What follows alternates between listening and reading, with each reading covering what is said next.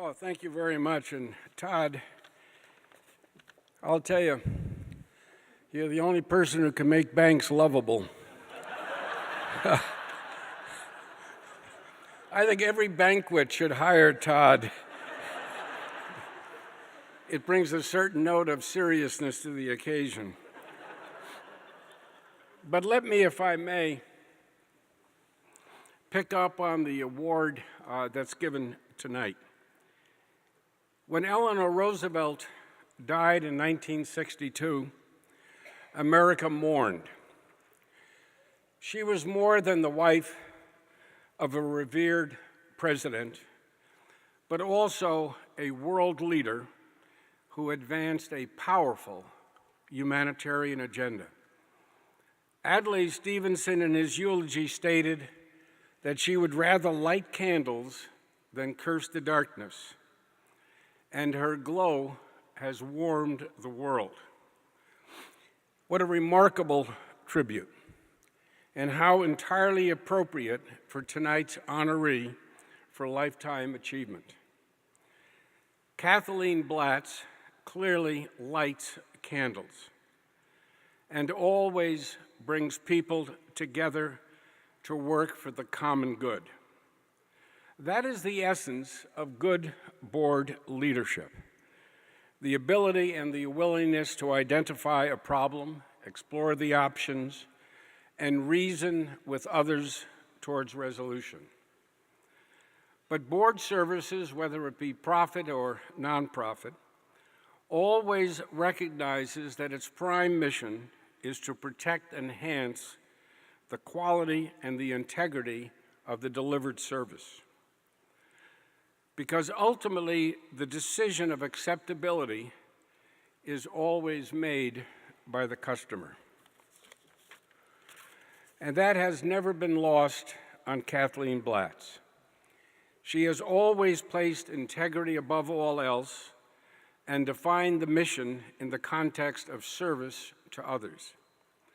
As a legislator, jurist, and board leader, she was constant in her focus and brought colleagues together in a most delightful and engaging fashion.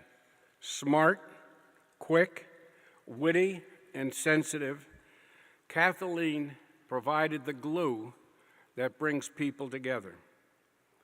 It is entirely fitting that the winner of the Lifetime Achievement Award be given to that individual who has always lit the candles for us and has done it with grace and with charm. Minnesota's finest, Kathleen Blatz.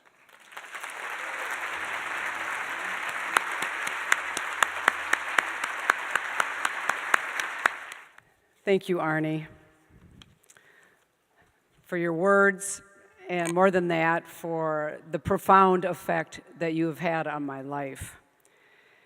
You've given me opportunities that a young woman at one time from Bloomington, Minnesota, one generation off the farm, would never have dreamt about, and for which I will always and forever be grateful to you. I know that I speak for everybody in this room and for people outside McNamara Alumni Center when I say that you are a Minnesota treasure. We all thank you for your leadership and for your exemplary public service, but really more than that, for role modeling for all of us what it means to be a public citizen. You have set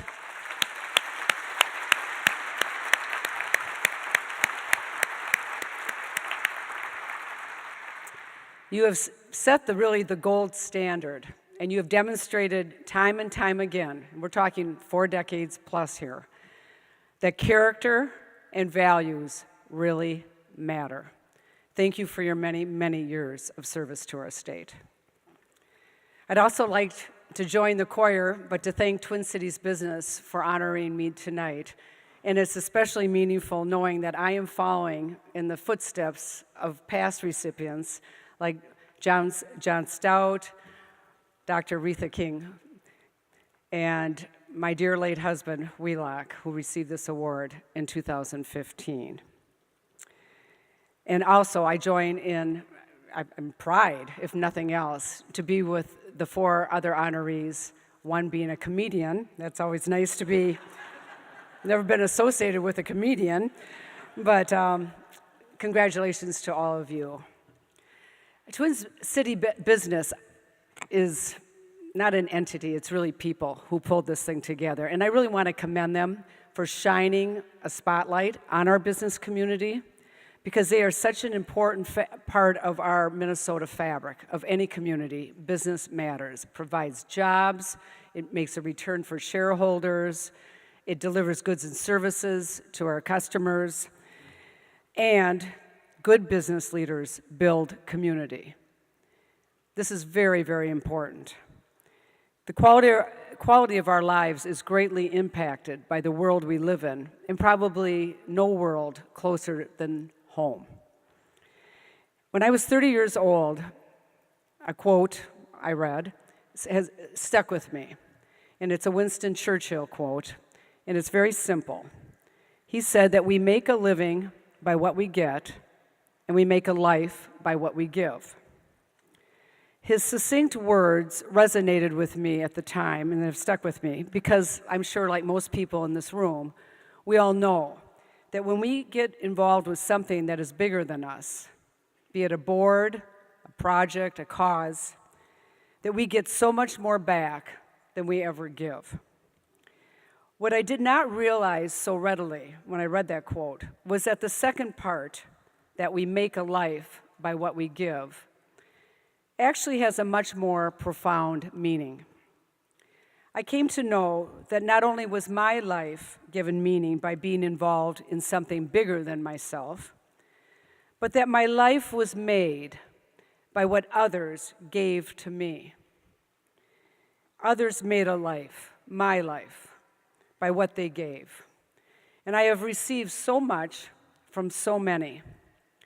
Many of you are in this room tonight. I almost feel like it's the ghosts of my Christmas past and present. I'm just waiting for Marley to show up here with the chains and the other bad guy. But you're the good people. And I look out and I see my friends from Columbia Funds, the Mutual Fund Board. I'm so touched. I've got director friends here and the wonderful people from management, from Ameriprise, our advisor, outstanding, a business second to none.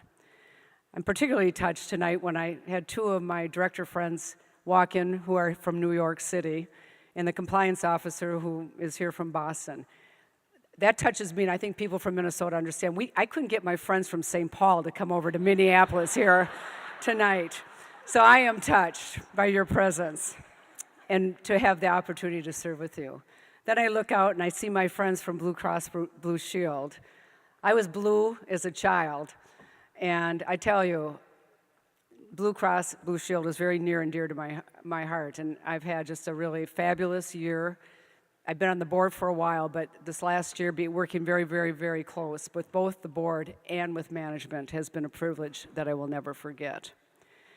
And then I'm on the Robina Foundation, and it's a call-out. Jim Binger, one of Minnesota's oak trees, he's deceased, but he had been the CEO of Honeywell and much more. He founded the Robina Foundation, and I serve on that. I don't know how to describe my colleagues, a brain trust with a heart. They're fabulous colleagues, and I thank you for being here and for the service that you give.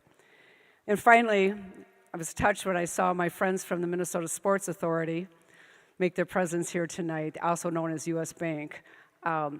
Incredible, under good leadership now, and I don't know how to describe my experience there.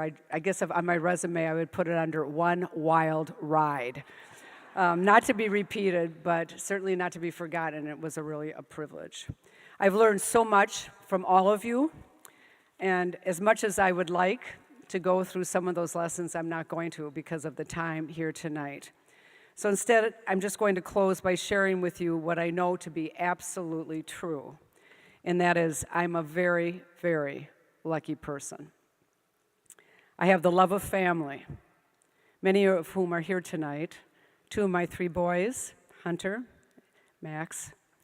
I'm one of 9 children, so I have a great smattering of my siblings are here, and nieces and nephews, and my godson, some of my in-laws, And when you have a Blatz gathering, there's always a few outlaws. They're all here, and I appreciate that. And then I have dear friends, life friends, that are here who have enriched my life greatly.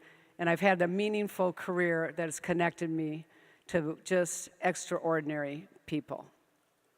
I can tell you that if in my lifetime I can give back even a small measure of what I have been given, I will have accomplished much.